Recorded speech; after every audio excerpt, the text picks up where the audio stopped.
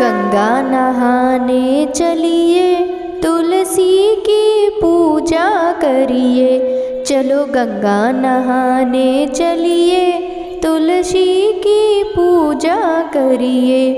पहले जल से नहलाओ फिर सिंदूर लगाओ, पहले जल से नहलाओ फिर सिंदूर लगाओ। सिर को चरणों में धरिए, तुलसी की पूजा करिए। चलो गंगा नहाने चलिए, तुलसी की पूजा करिए।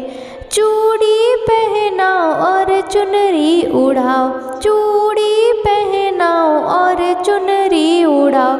सब मिल कर आरती करिए, तुलसी की पूजा करिए। चलो गंगा नहाने चलिए, तुलसी की पूजा करिए।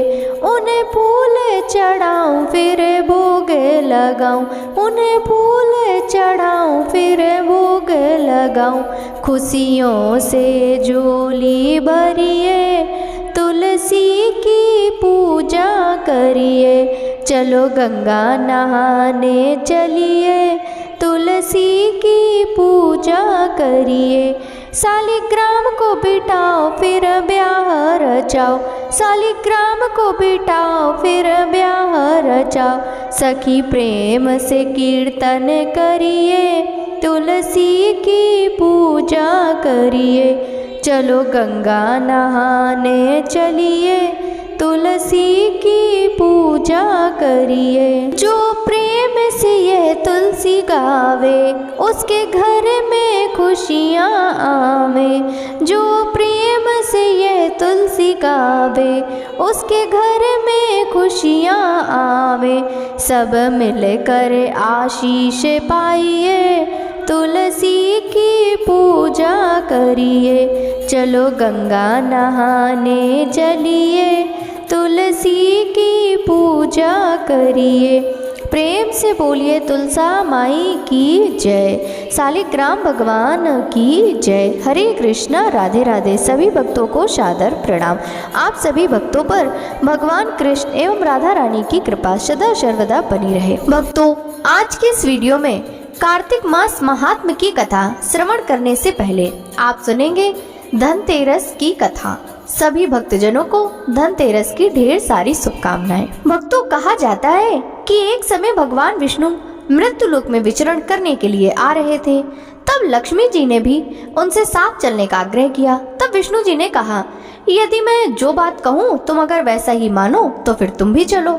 तब लक्ष्मी जी उनकी बात मान गई और भगवान विष्णु के साथ भूमंडल पर आ गई। कुछ देर बाद एक जगह पर पहुंचकर भगवान विष्णु ने लक्ष्मी जी से कहा कि जब तक मैं ना आऊं तुम यहीं ठहरो, मैं दक्षिण दिशा की ओर जा रहा हूँ, तुम उधर मत आना। विष्णु जी के जाने पर लक्ष्मी जी के मन में कौतूहल जागा कि आखिर दक्षिण दिशा में ऐसा क्या रहस्य है जो मुझे मना किया है, और भगवान स्वयं चले गए। लक्ष्मी जी से रहा नहीं गया और जैसे ही भगवान आगे बढ़े, लक्ष्मी जी भी पीछे पीछे चल पड़ी। कुछ ही आगे जाने पर उन्हें सरसों का एक खेत दिखाई दिया जिसमें खूब फल फूल लगे थे। सरसों की शोभा देखकर वह मंत्र मुग्ध हो गई और फूल तोड़कर अपना श्रृंगार करने के बाद आगे बढ़ी। आगे जाने पर एक गन्ने के खेत से लक्ष्मी जी आगे तोड़कर रस चूसने लगी। उसी क्षण विष्णु जी आ गए और यह देख लक्ष्मी जी पर अत्यंत नाराज होकर उन्होंने लक्ष्मी जी को शाप दे दिया कि मैंने तुम्हें इधर आने को मना किया था, पर तुम मानी नहीं और किसान की चोरी का अपराध कर बैठी। अब तुम इस अपराध के जुर्म में इस किसान की 12 वर्ष तक सेवा करो। ऐसा कहकर भगवान उन्हें छोड़कर क्षीर सागर चले गए। तब लक्ष्मी जी उस गरीब किसान के घर रहने लगी।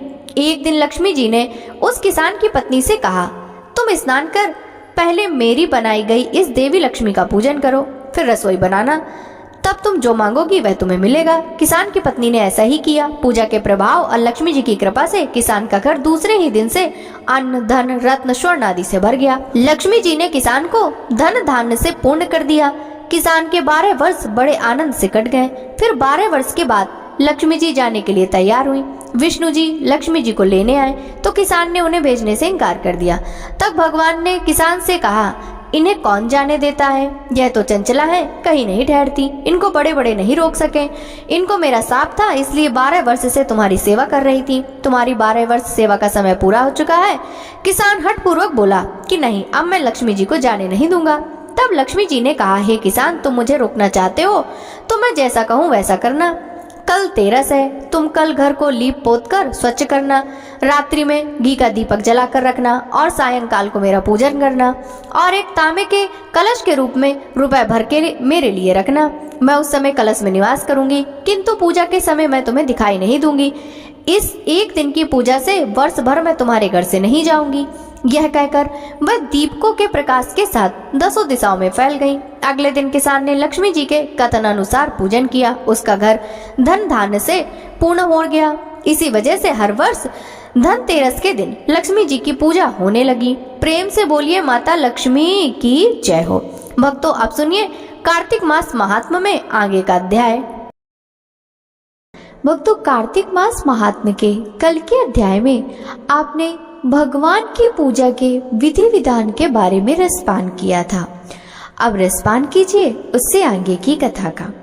इतनी कथा सुनने के पश्चात नारद जी ने कहा, हे राजा प्रथु, अब मैं आपको भगवान के मंदिर में दीप दान करने तथा झाड़ू लगाने का महात्म्य सुनाता हूँ, जो एक समय मुझे ब्रह्मा जी ने बताया था।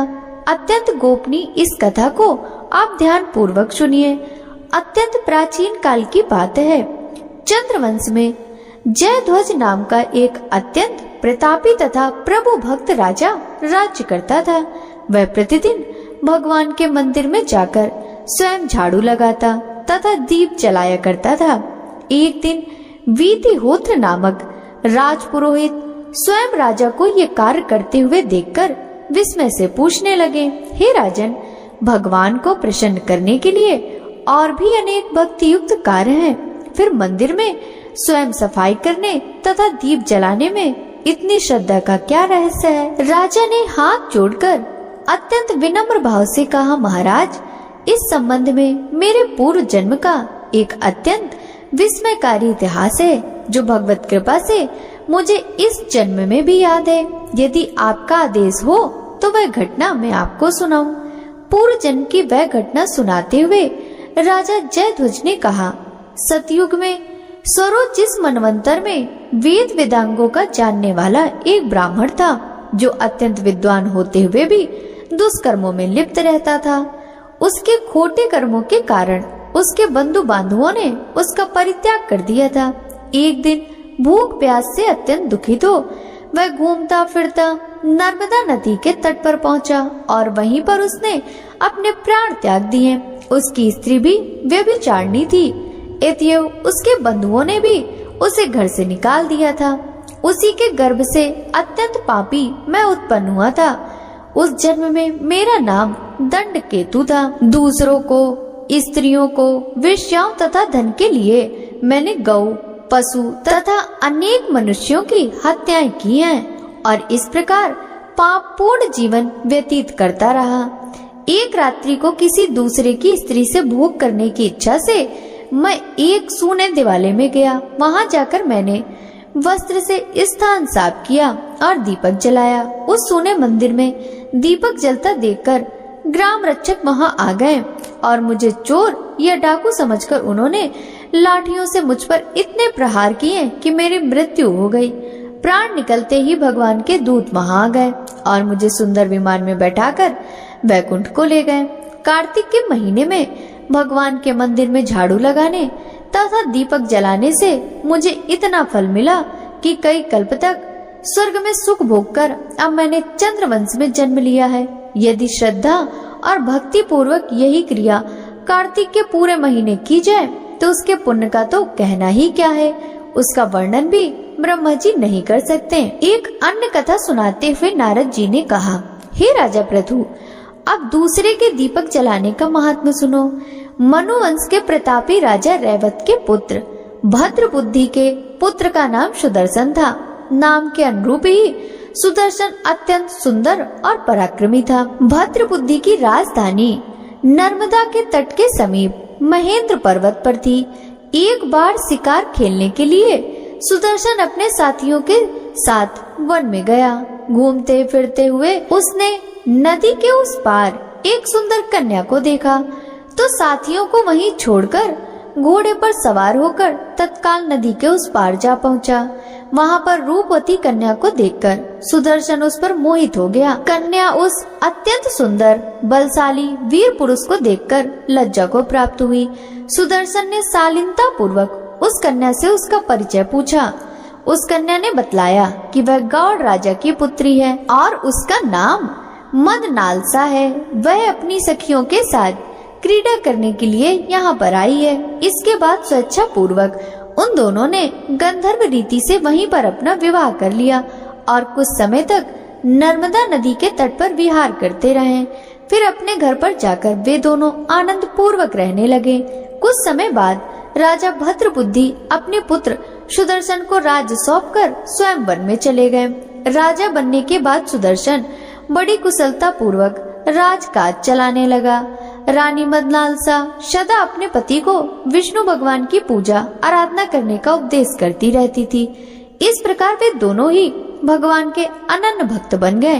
राजा सुदर्शन ने रानी की प्रेरणा से भगवान का एक स्वर्ण मंदिर बनवाया। दोनों ही उसमें प्रतिदिन भगवान का पूजन तथा कार्तिक मास में दीप दान किया करते थे। एक दिन रानी मंदिर में दीप जला रही थी।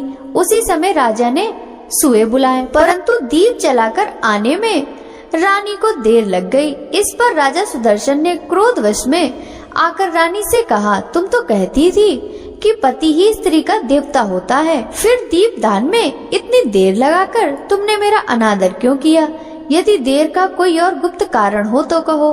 तभी सती साध्वी मदनालसा अत्यंत स्नेह युक्त वचनों में बोली, हे महाराज, मैं दीपदान का महत्व आपको बताती हूँ। आप ध्यान पूर्वक मेरे वचनों को सुनिए। अपने पिछले जन्म की कहानी सुनाते हुए रानी बोली, अपने पिछले जन्म में मैं एक चुईया थी। गोदावरी के तट पर एक मंदिर में रहती थी। एक दिन मंदिर में रात्रि को जलता हुआ दीपक बत्ती छोटी होने के कारण बुझने लगा। मैंने घी खाने के लोभ से बत्ती मुंह से पकड़कर उठाया। मेरा ऐसा करने से दीपक की लौ तेज हो गई, परंतु साथ मेरा मुंह भी जल गया। इससे मेरी मृत्यु हो गई, क्योंकि रात के समय भगवान का दीपक प्रज्वलित करते हुए मेरी मृत्यु हुई थी। इस कारण मैंने ऐसा सुंदर रूप पाया और आपकी रानी बनी। यदि कोई श्रद्धा पूर्वक भगवान के मंदिर में दीपदान करता है तो उसके फल का तो कहना ही क्या। अपनी रानी के मुख से यह वचन सुनकर राजा सुदर्शन ने आजीवन कार्तिक मास का व्रत करके भगवान के मंदिर में दीपदान किया और अंत में वैकुंठ को प्राप्त हुआ। बोलिए श्री हरि विष्णु भगवान की जय। भक्तों, कार्तिक मास महात्म का 14वां अध्याय समाप्त हुआ। अब रसपान कीजिए श्री तुलसी चालीसा व तुलसी माता की आरती का। श्री तुलसी चालीसा। जय जय तुलसी भगवती सत्यवती सुखिदान, नमो नमो हरि प्रेयसी श्री वृंदा गुण खानी, श्री हरि शीस बिरजनी देहु अमर वर अम्ब, जनहित हे वृंदावनी अब ना करहूँ विलम्ब। धन्य धन्य श्री तुलसी माता, महिमा अगम सदा श्रुति गाता, हरि के प्राणहु से तुम प्यारी, हरहि हेतु कीनो तप भारी। जब प्रसन्न है दर्शन दीन्यो, तब कर जोरी विनय उस कीन्यो। हे भगवंत कंत मम हो, दीने जानी जनि छाड़हु हो। सुनी लक्ष्मी तुलसी की बानी, दीनो श्राप कद पर आनी। उस अयोग्य वर मांगन हारी, हो विटप तुम जड़ तनु धारी। सुनि तुलसी ही श्रव्यत ही ठामा, करहु वास तुहु नीचन धामा। दियो वचन हरि तब तत काला, सुनहु सुमुखी जनि होहु बिहाला। समय पाई व्यो रौ पाती तोरा, पूजहु आस वचन सत्य मोरा। तब गोकुल मह गोप सुदामा, तासु भई तुलसी तू बामा। कृष्ण रास लीला के माही, राधे शक्यो प्रेम लखी नाही। दियो श्राप तुलसी तत्काला, नर लोकहि तुम जन्महु बाला। यो गोप वह दानव राजा, शंख चूड़ नामक सिर ताजा। तुलसी भई तासु की नारी, परम सती गुण रूप अगारी। अष्टद्वय कल्प बीत जब गयऊँ, कल्प तृतीय जन्म तब भयऊँ। वृंदा नाम भयो तुलसी को, असुर जलंधर नाम पति को। करियति द्वंद्व अतुल बल धामा, लीना शंकर से संग्रामा। जब निज सैन्य सहित शिव हारे, मरहि न तब हर हरहि पुकारे। पतिव्रता वृंदा थी नारी, को न सके पति ही संहारी। तब जलंधर ही भेष बनाई, वृंदा डिग हरि पहुँच्यो जाई। शिव हित लहि करि कपट प्रसंगा, कियो सतीत्व धर्म तो ही भंगा। भयो जलंधर कर संहारा, सुनि उर शोक उपारा। तेहि चढ़ दियो कपट हरि टारी, लखी वृंदा दुख गिरा उचारी। जले अंदर जस हत्यो अभीता, सोई रावण तस हरहि सीता। अस प्रस्तर शम हृदय तुम्हारा, धर्म कंडी मम पतहि सहारा। यही कारण लहि श्राप हमारा, होवे तनु पासाड़ तुम्हारा। सुनि हरि तुरत ही वचन उचारे, दियो श्राप बिना विचारे। लख्यो ना निज कर तूती पति को, छलन चयो जब पार्वती को। जड़मति तुहु अस हो जड़ रूपा, जग में तुलसी विटप अनूपा। धग्व रूप हम साली ग्रामा, नदी गंड की बीच ललामा। जो तुलसी दल हमई चढ़ई हैं, सब सुख भोगी परम पद पई हैं। बिनु तुलसी हरि जलत शरीरा, अतिशय उठत शीस उर पीरा। जो तुलसी दल हरि सिर धारत, सो सहस्त्र घट अमृत डारत। तुलसी हरि मन रंजनी हारी, रोग दोष दुख भंजनी हारी। प्रेम सहित हरि भजन निरंतर, तुलसी राधा में नाही अंतर। व्यंजन हो 56 प्रकारा, बिनु तुलसी दल नहीं हरहि प्यारा। सकल तीर्थ तुलसी तरु छाई, लहत मुक्ति जन संशय नाही। कवि सुंदरिक हरि गुण गावत, तुलसी निकट सहस गुण पावत। बसत निकट दुर्वासा धामा, जो प्रयास ते पूर्व ललामा। पाठ करहि जो नित नर नारी, होहि सुख बासहि त्रिपुरारी। तुलसी चालीसा पढ़हि, तुलसी तरु ग्रह धारी। दीप दान करि पुत्र फल, पावहि बंध्यो नारी। सकल दुख दरिद्र हरि, हारे हमें परम प्रसन्न। आसहि धन जन लड़हि ग्रह, बसहि पूर्णान्न। लाही अभिमत फल जगत मह, लाही पूर्ण सब काम। जहि दल अर्पहि तुलसी, तह सहस बसहि हरि राम। तुलसी महिमा नाम लख, तुलसी सूत सुख राम। मानस चालीसा रच्यो जग, महम तुलसीदास। बोलिए तुलसी माता की जय। तुलसी माता की आरती। जय जय तुलसी माता, जय तुलसी माता, सब जग की सुखदाता, सबकी वर माता। जय माँ तुलसी माता।